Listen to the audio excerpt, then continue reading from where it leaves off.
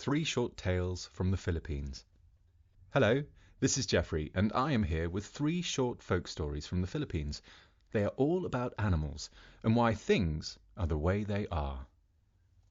Why dogs wag their tails. A rich man in a certain town once owned a dog and a cat, both of which were very useful to him. The dog had served his master for many years, and had become so old that he had lost his teeth and was unable to fight any more. But he was a good guide and companion to the cat, who was strong and cunning.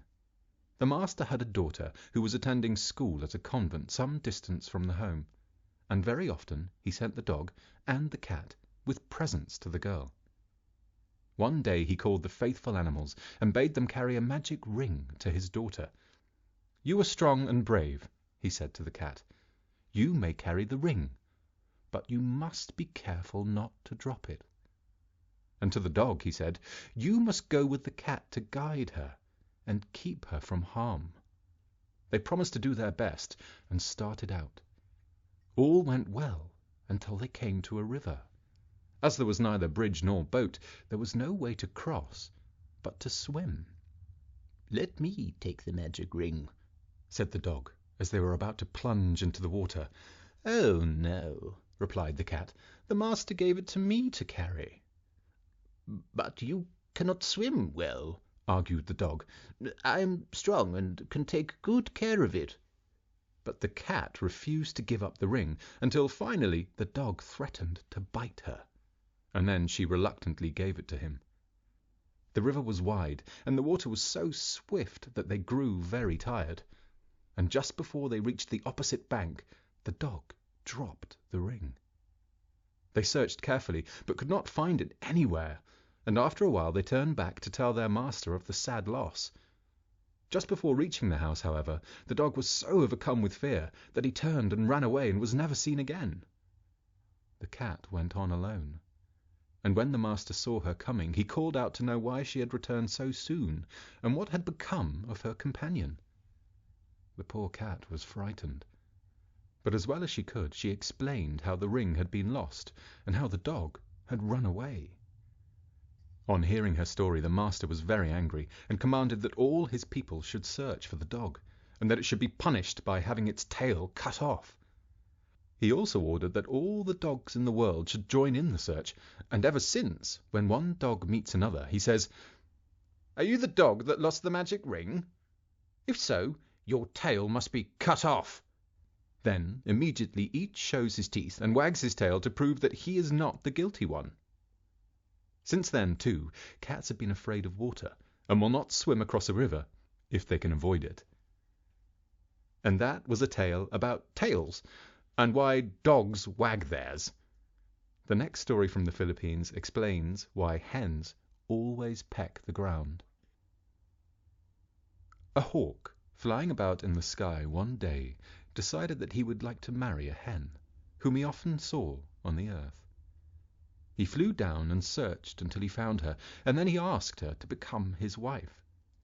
She at once agreed, as long as he would wait until she could grow wings like his, so that she might also fly high. The hawk agreed to this and flew away, after giving her a ring as an engagement present and telling her to take good care of it. The hen was very proud of the ring and placed it around her neck. The next day, however, she met the cockerel, who looked at her in astonishment and said, "Where did you get that ring? Did you not know that you promised to be my wife? You must not wear the ring of anyone else. Throw it away." And the hen threw away the beautiful ring. Not long after this, the hawk came down, bringing beautiful feathers to dress the hen. When she saw him coming, she was frightened and ran to hide behind the door. But the hawk called to her to come and see the beautiful dress he had brought her. The hen came out, and the hawk at once saw that the ring was gone. "Where is the ring I gave you?" he asked. "Why do you not wear it?"